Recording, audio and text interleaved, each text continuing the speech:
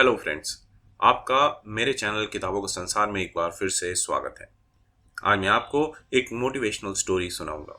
हो सकता है इस स्टोरी को सुनकर आप अपने जीवन में नए मुकाम हासिल कर सकें। एक बार एक राहुल नाम का व्यक्ति कहीं से गुजर रहा था। तभी उसने सड़क के किनारे बंधे हाथियों को देखा और अचानक रुक गया। उसने देखा कि हाथियों के अगले पैर में एक रस्सी बंधी हुई है। उसे इस बात का बड़ा अचरज हुआ कि हाथी जैसे विशालकाय अथवा शक्तिशाली जीव को लोहे की जंजीरों की बजाय एक छोटी सी रस्सी से बांधा हुआ है। यह स्पष्ट था कि हाथी जब चाहे उस रस्सी को तोड़ सकता है और उस बंधन से आजाद होकर कहीं भी जा सकता है, पर किसी वजह से हाथी ऐसा नहीं कर रहे थे।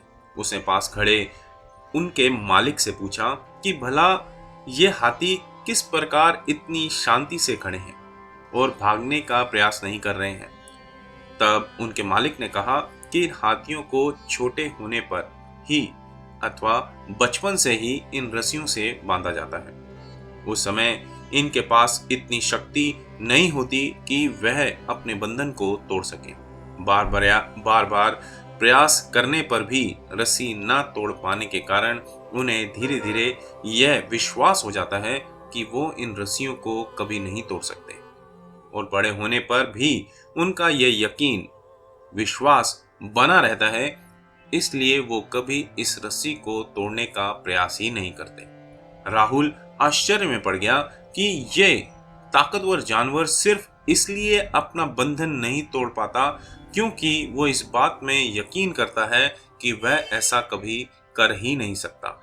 इन हाथियों की तरह ही हम में से कितने लोग सिर्फ पहले मिली असफलताओं के कारण ये मान बैठते हैं कि अब हमसे ये काम हो ही नहीं सकता, और अपनी ही बनाई हुई मानसिक जंजीरों में जकड़े रहता है, और उसी मानसिक जंजीरों में जकड़े जकड़े वह पूरा जीवन गुजार देता है। याद रखिए दोस्तों, असफलता जीवन का एक हिस्सा है और निरंतर प्रयास करने से ही सफलता मिलती है।